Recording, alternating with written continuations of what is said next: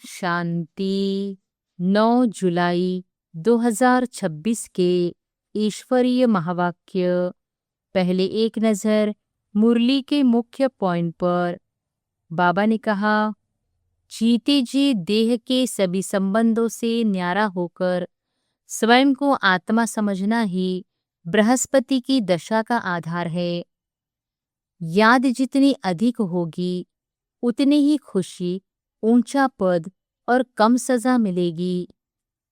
यह मनुष्य सृष्टि रूपी कल्प वृक्ष का ज्ञान केवल संगम युग में शिव बाबा ही देते हैं। सतयुग अविनाशी सुखधाम और कलयुग विनाशी दुखधाम है। अभी दुखधाम का विनाश होना है। और फिर बाबा ने कहा, मामेकम याद करो। देह के सभी धर्म छोड़ एक बाप को याद करना ही सच्ची साधना है। राहु का ग्रहण विकारों के कारण लगता है, जबकि बृहस्पति की दशा याद और पवित्रता से आती है। मुख्य सेवा है यह सिद्ध करना कि ईश्वर सर्वव्यापी नहीं, बल्कि एक निराकार परमपिता है जो वर्षा देने आते हैं। रूहानी यात्रा ही सच्ची यात्रा है। तीर्थ यात्राएं मुक्ति नहीं देती। और फिर लास्ट में बाबा ने कहा, सतगुरु एक शिव बाबा ही है जो सबकी सद्गति करते हैं। ज्ञान गंगा वास्तव में ब्राह्मण बच्चे हैं जिनसे ज्ञान स्नान कर आत्माएं पावन बनती है। याद का चार्ट प्रतिदिन लिखना चाहिए ताकि अपनी अवस्था और उन्नति की जांच होती रहे। निश्चय बुद्धि और पुरुषार्थ से ही लक्ष्मी नारायण जैसा श्रेष्ठ स्वरूप प्राप्त होगा। धर्मराज की सजा से बचने के लिए अभी से योग बल द्वारा विकर्म समाप्त करने हैं। और अब सुनते हैं महावाक्यों को विस्तार से। मुरली का सार। मीठे बच्चे, वृक्षपति बाप ने तुम बच्चों पर बृहस्पति की दशा बिठाई है। अभी तुम अविनाशी सुख की दुनिया में जा रहे हो। प्रश्न है, अविनाशी बृहस्पति की दशा किन बच्चों पर बैठती, उनकी निशानी क्या होगी? उत्तर है, जो बच्चे जीते जी देह के सब संबंधों को त्याग अपने को आत्मा निश्चय करते, ऐसे निश्चय आत्मिक बुद्धि वाले बच्चों पर बृहस्पति की दशा बैठती है। उनके ही सुख का गायन है कि अतीन्द्रिय सुख गोप गोपियों से पूछो। उनकी खुशी कभी भी गुम नहीं हो सकती। गीत है, ओम नमः शिवाय, ओम शांति। बच्चों ने बाप की महिमा सुनी। आज के दिन को कहा ही जाता है वृक्षपति डे, जिसको मिलाकर कहा है बृहस्पति। इनको ही गुरुवार भी कहा जाता है। न सिर्फ गुरुवार परंतु सत गुरुवार। बंगाल में बहुत मनाते हैं। गाया जाता है मनुष्य सृष्टि का बीज रूप, इसलिए वृक्षपति कहते हैं, बीज ठहरा तो पति भी ठहरा। वृक्ष के बीज को बाप भी कहेंगे। उनसे वृक्ष उत्पन्न होता है। यह है मनुष्य सृष्टि रूपी झाड़। इनका बीज ऊपर में है। तुम जानते हो, हम बच्चों पर अब अविनाशी वृक्षपति की दशा है, क्योंकि अविनाशी स्वराज्य मिल रहा है। सतयुग को कहा ही जाता है अविनाशी सुखधाम। कलयुग को कहा जाता है विनाशी दुखधाम। अभी दुखधाम का विनाश होना है। सुखधाम अविनाशी है। आधा कल्प चलता है जो अविनाशी वृक्षपति स्थापन कर रहे हैं। बच्चों को सर्विस के लिए पॉइंट्स नोट करनी है। प्रदर्शनी में यह पॉइंट्स मुख्य समझाने की है, क्योंकि मनुष्य तो कुछ भी जानते नहीं। बरोबर यहाँ है ज्ञान। अब बाप यह ज्ञान देते ही है नई और पुरानी दुनिया के बीच में, फिर यह प्राय लोप हो जाता है। देवताओं को यह ज्ञान नहीं होता है। अगर यह चक्र का ज्ञान हो तो फिर राजाई में मजा ही न आए। अभी भी तुमको ख्याल होता है ना, क्या राज्य लेकर फिर हमारी यह हालत होगी। परंतु यह तो ड्रामा बना हुआ है, चक्र को फिरना ही है। वर्ल्ड की हिस्ट्री ज्योग्राफी रिपीट हो रही है। कैसे रिपीट हो रही है यह तुम बच्चे जानते हो। यह है मनुष्य सृष्टि। तुम्हारी बुद्धि में मूल वतन का झाड़ भी है, सेक्शन सबका अलग अलग है। यह बातें कोई की बुद्धि में कभी नहीं होगी। कोई शास्त्रों में तो यह लिखी हुई नहीं है। हम आत्मा असुर शांतिधाम की रहवासी है, अविनाशी है, कब विनाश को नहीं पाते। वह समझते हैं बुदबुदा पानी से निकल फिर उसमें मिल जाता है। तुम्हारी बुद्धि में सारा राज है। आत्मा अविनाशी है जिसमें सारा पाठ नोंदा हुआ है। यह चक्र का नॉलेज कोई शास्त्रों में नहीं है। भला कहाँ कहाँ स्वास्तिका भी दिखाते हैं। चक्र की सिर्फ ऐसे ऐसे लकीर लगा देते हैं जिससे सिद्ध होता है अनेक धर्म थे। बाप ने समझाया है मुख्य धर्म और शास्त्र है 4।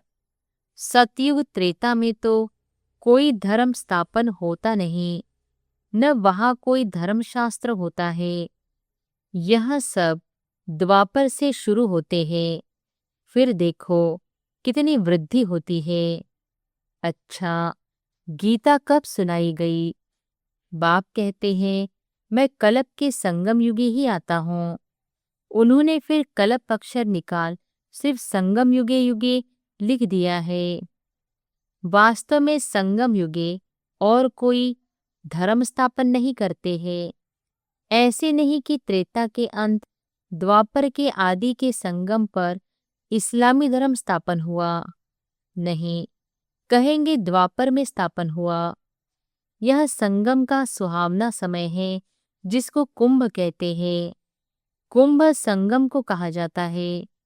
यह है आत्माएं और परमात्मा के मिलन का संगम। यह रूहानी मेला संगम पर ही होता है। उन्होंने पानी की गंगा का नाम बाला कर दिया है। ज्ञान सागर पतित पावन को जानते ही नहीं। उसने कैसे पतित दुनिया को पावन बनाया कोई शास्त्रों में है नहीं। अब तुम बच्चों को बाप कहते हैं मामेकम याद करो, देह के सब धर्म त्यागो। किसको कहते हैं? आत्माओं को। इसको कहा जाता है जीते जी मरना। मनुष्य शरीर छोड़ते हैं तो देह के सब संबंध छूट जाते हैं। बाप कहते हैं जो भी देह के संबंध है वह सब छोड़ अपने को आत्मा निश्चय करो। निश्चय आत्मिक बुद्धि बनो। जितना जास्ती याद करेंगे तो बृहस्पति की दशा होगी। जांच करो हम शिव बाबा को कितना याद करते हैं। याद से ही कट निकलती जाएगी और तुमको खुशी होगी। तुम महसूस कर सकते हो हम आत्मा कितना बाप को याद करते हैं। अगर कम याद करेंगे तो कट भी कम निकलेगी, खुशी भी कम रहेगी, पद भी कम पाएंगे। आत्मा ही सतो रजो तमो बनती है। इस समय का ही गायन है गोप गोपियों के अतीन्द्रिय सुख का। और कुछ भी याद नहीं पड़ता है सिवाय बाप के। तब ही खुशी का पारा चढ़ेगा। हमारे ऊपर बृहस्पति की दशा अथवा सद्गुरु की दशा है। फिर कभी खुशी गुम हो जाती है तो कहते हैं बृहस्पति की दशा बदल राहु की बैठी है। कोई बहुत साहूकार होते हैं, कोई सट्टा लगाया, यह देवाला निकला। भारत में ही जब ग्रहण लगता है तो कहते हैं दे दान तो छूटे ग्रहण। तुम्हारा देवी देवता धर्म भी 16 कला संपूर्ण था, उनको ग्रहण लगा हुआ है। राहु की दशा बैठती है, इसलिए देवताओं के आगे जाकर गाते हैं आप सर्वगुण संपन्न, हम पापी कपटी है। अभी तुम समझते हो राहु का ग्रहण लगने से सब काले बन गए हैं। चंद्रमा की पिछाड़ी में लकीर जाकर रहती है। बाप भी समझाते हैं तुम देवी देवताओं की भी चित्र है। गीता ही आदि सनातन देवी देवता धर्म का शास्त्र है, परंतु यह अपने धर्म को नहीं जानते हैं। रिलीजियस हेड्स की कॉन्फ्रेंस करते हैं, तुम वहां भी समझा सकते हो। ईश्वर सर्वव्यापी तो है नहीं, वहां तो बेहद का बाप है, बच्चों को आकर वर्षा देते हैं। साधु संत आदि को तो वर्षा मिलता नहीं, तो मानेंगे कैसे? तुम बच्चों को ही वर्षा मिलता है। मुख्य बात है ही यह सिद्ध करने की कि ईश्वर सर्वव्यापी नहीं है। शिव जयंती होती है, शिव जयंती कहो अथवा रुद्र जयंती कहो। रुद्र यह ज्ञान यज्ञ रचते हैं, है तो शिव वही गीता ज्ञान यज्ञ है जिससे विनाश ज्वाला प्रज्वलित हुई है। प्रैक्टिकल में तुम देखते हो कैसे निराकार बाबा ने रुद्र ज्ञान यज्ञ रचा है। साकार तो कुछ कर न सके, यह बेहद का यज्ञ है। इनमें सारी पुरानी दुनिया स्वाहा होनी है, बाकी तो वह सब है जिस्मानी यज्ञ। कितना रात दिन का फर्क है। बाप कहते हैं यह रुद्र ज्ञान यज्ञ है, विनाश भी होना है। तुम जब पास हो जाएंगे, पूरा योगी और ज्ञानी बन जाएंगे, तो फिर तुम्हारे लिए नई दुनिया स्वर्ग चाहिए, नरक का जरूर विनाश चाहिए। राजस्व अश्वमेध अक्षर भी ठीक है, घोड़े को स्वाहा करते हैं। वास्तव में है तुम्हारा यह रथ। एक दक्ष प्रजापति का भी यज्ञ रचते हैं, उनकी भी कहानी है। अब तुम बच्चों को कितनी खुशी होनी चाहिए, हमको वृक्षपति बाप पढ़ा रहे हैं। हमारे ऊपर अब बृहस्पति की दशा है, हमारी अवस्था बहुत अच्छी है। फिर चलते चलते लिखते हैं बाबा, हम तो मूंझ गए हैं। पहले हम बहुत खुशी में थे, अब पता नहीं क्या हुआ, अब पता नहीं क्या हुआ है। यहाँ आकर बाप का बनना बड़ी यात्रा है। वह तीर्थ यात्राओं पर जाते हैं तो कितने पैसे खर्च करते हैं। अब यहाँ तो दान करने की बात नहीं, इनमें कुछ भी पैसा खर्च नहीं करना है। वह है जिस्मानी यात्राएं, तुम्हारी है रूहानी यात्रा। जिस्मानी यात्रा से फायदा कुछ भी नहीं। गीत में भी है ना, चारों ओर लगाए फेरे फिर भी जन्म जन्मांतर दूर रहे। अभी तुम समझते हो कितने ढेर यात्राएं की होगी। कहाँ न कहाँ मनुष्य जाते जरूर है। हरिद्वार में गंगा जी पर जरूर जाते हैं, पतित पावनी गंगा समझते हैं ना। अब वास्तव में तुम हो सच्ची सच्ची ज्ञान गंगाएं। तुम्हारे पास भी बहुत आकर ज्ञान स्नान करते हैं। बाबा ने समझाया है सद्गुरु एक ही है, सर्व का सद्गति दाता, सिवा एक सद्गुरु के और कोई गुरु नहीं। बाप कहते हैं मैं तुमको कलप कलप संगम युग पर आकर सद्गति दे पुजारी से पूज्य बनाता हूँ। फिर तुम पुजारी बन दुखी बन जाते हो। यह भी अभी पता पड़ा है। बरोबर हमारा आधा कल्प राज्य चलता है, फिर द्वापर में हम सो देवी देवता वाम मार्ग में चले जाएंगे। जब रावण राज्य शुरू होता है तब से ही वाम मार्ग शुरू होता है। उनकी भी निशानियां हैं। जगन्नाथ के मंदिर में जाओ तो अंदर काली मूर्ति है, बाहर में देवताओं के गंदे चित्र हैं। उस समय अपने को भी थोड़ी ही समझ में आता था कि क्या है। विकारी मनुष्य विकारी दृष्टि से देखेंगे तो समझते थे देवताएं भी विकारी थे। यह लिखा हुआ है देवताएं वाम मार्ग में जाते हैं। ड्रेस भी देवताओं की दी है। यहाँ भी देलवाड़ा मंदिर में जाओ तो ऊपर में स्वर्ग लगा हुआ है, नीचे तपस्या में बैठे हैं। इन सब राजों को और कोई जानते नहीं है। बाबा का तो अनुभवी रथ है ना। तुम बच्चे अब समझ रहे हो, आत्मा और परमात्मा अलग रहे बहुकाल। तुम जो पहले अलग हुए हो फिर तुम ही आकर पहले मिलते हो। सत्युग का फर्स्ट प्रिंस है श्री कृष्ण। श्री कृष्ण का बाप भी तो होगा ना। श्री कृष्ण के माँ बाप का इतना कुछ दिखाते नहीं है, सिर्फ दिखाते हैं माथे पर रखकर नदी से उस पार ले गया। राजा आदि कुछ नहीं दिखाई है। उनके पास भी महिमा क्यों नहीं है, अभी तुम जानते हो। इस समय श्री कृष्ण की आत्मा ने अच्छी रीति पढ़ाई पढ़ी है, जिस कारण माँ बाप से भी ऊंच पद पाया है। तुम समझते हो हम श्री कृष्ण की राजधानी में थे, स्वर्ग में तो थे ना। फिर हम चंद्रवंशी बने, अब फिर सूर्यवंशी बनने के लिए श्रीमत पर चल पावन बन पावन दुनिया के मालिक बनेंगे। हर एक अपनी अवस्था को देख सकते हो। अगर हम इस समय शरीर छोड़ तो किस गति को पाएंगे, हर एक समझ सकते हैं। जितना बाप को याद करेंगे उतने विकर्म विनाश होंगे।